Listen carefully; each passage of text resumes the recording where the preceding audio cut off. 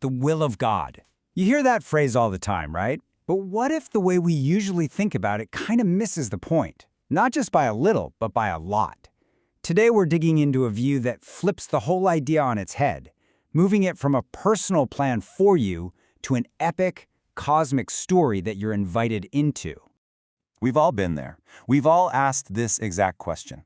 It feels so personal, so urgent. What career should I pick? Is this the right person to marry? Am I about to make a huge mistake? We're all looking for that divine roadmap, a personalized blueprint for our lives. But what if that question, as important as it feels, is just one tiny piece of a way, way bigger puzzle? What if the will of God is less about your personal life choices and more about a cosmic drama of rebellion and restoration that's been playing out for thousands of years? Okay, so let's start by putting these two views side by side. The popular idea of God's will versus what the biblical story seems to be saying. And really, this means we have to zoom out, way out, from the individual to the cosmic. So on one side, you've got the common view, my personal roadmap. It's all about me, my path, my decisions. But the biblical story, well, according to the source material we're looking at, it's about a cosmic program of restoration. It's this massive narrative about creation, a rebellion that literally fractured the cosmos, and a divine plan of reconquest to win it all back.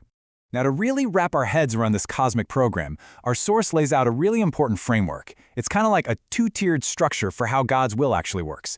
Getting this part is absolutely key to understanding the whole thing. First up, you have the decreed ends. Think of these as the non-negotiables. They are the guaranteed, locked-in destinations of history. Things like the ultimate defeat of evil, the creation of a new heaven and earth. Our source argues these things are totally fixed. Nothing can stop them from happening. But then, and this is where it gets interesting, you have the open means. This is the journey, the path to those fixed destinations. And this is where our genuine freedom, our real choices come into play. It's kind of like your GPS. The destination is locked in, right? But on the way, you might hit traffic or take a wrong turn or just decide to take the scenic route. The GPS just keeps rerouting you. Your choices on the journey are totally real, but the final destination is set. So here's the crucial point. This idea of divine sovereignty isn't about God being some cosmic puppet master, pulling all the strings and getting rid of free will. Nope. It's more like God is an infinitely brilliant chess master, able to work with any move we make, good or bad, and still steer the game toward his intended checkmate. No choice we make can ever truly sabotage the final outcome. So, how does this framework actually play out in the Bible? Well, according to this perspective, the story kicks off with a massive problem, a cosmic-level problem. It all begins with this beautiful idea, the Edenic Project, where humanity is created to be God's partners, his representatives on earth. But then, rebellion, both on a human and a supernatural level. And it just fractures everything. The big climax here is the disaster at Babel, where God essentially disinherits the nations. He hands them over to the authority of these lesser, hostile spiritual beings. The world, in effect, becomes occupied territory. And this cry from the Psalms just captures the whole feeling of the Old Testament perfectly. It's this desperate plea for God to finally launch his counterattack, to rise up and reclaim the nations that have been taken over. This really sets the stage for the next and most decisive act in the drama. And that decisive act is Jesus. He's not just another character in the story. No, he is the turning point. He's the one through whom this divine reconquest was finally going to happen. See, the will of God for Jesus wasn't to turn him into a divine puppet. The source material is super clear on this. It was all about Jesus, through his own genuine human loyalty, perfectly aligning his own will with the Father's cosmic plan. His obedience was so powerful because it was a real, difficult, and costly human choice. And this moment, right here in the Garden of Gethsemane, it's everything. This is where a real human will, staring down unimaginable suffering, freely chose the Father's will. This wasn't some foregone conclusion. It was a voluntary, painful act of surrender that, according to this view, the entire cosmic plan depended on.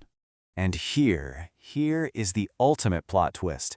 Those hostile cosmic powers, the rulers of those disinherited nations, they thought they were winning. They thought crucifying Jesus was their moment of triumph. But they had no idea they were walking right into a divine trap. They didn't get it. The cross wasn't their victory, it was the very weapon that would bring about their defeat. The cross and resurrection weren't just about forgiving our individual sins, though they were about that too. They were the D-Day of this cosmic war. This was the decisive move that disarmed those hostile powers and put Jesus on the throne as the rightful Lord over all the nations, completely reversing what happened at Babel. So, the war was won at the cross. But, the mission isn't completely over. The Bible points forward to a final completion, the ultimate fulfillment of God's will for all of creation. So what does the end of the story look like? Well, first, all those hostile powers, they're finally and completely gone.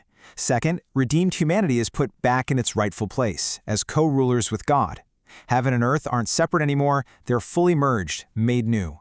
Basically, it's the original Eden project, finally completed on a massive cosmic scale. Okay, so that's a lot. A huge cosmic story of war and rescue and restoration. But what in the world does that have to do with you and me, right? Let's bring this all the way back to that first question we all ask. And this, right here, is the big takeaway. The will of God isn't just about trying to find some private personal roadmap. It's an invitation. It's a call to find your place in this epic story. It's an invitation to join the mission of reclaiming the world for its true king through acts of justice and love and mercy. So this way of looking at things leaves us with a totally different and maybe way more exciting question. It's not, what is God's will for my life anymore? It's, God is telling this incredible story of restoration. So what's my role in it?